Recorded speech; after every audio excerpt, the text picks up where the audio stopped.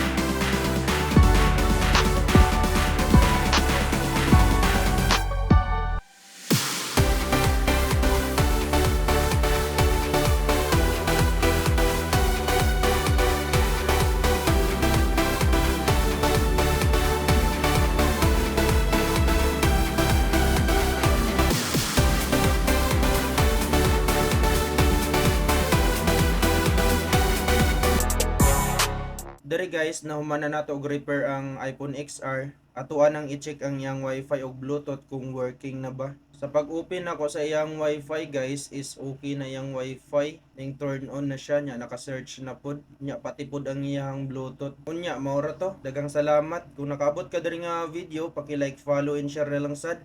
Thank you. Android man o iPhone ni mo na ay dublehan.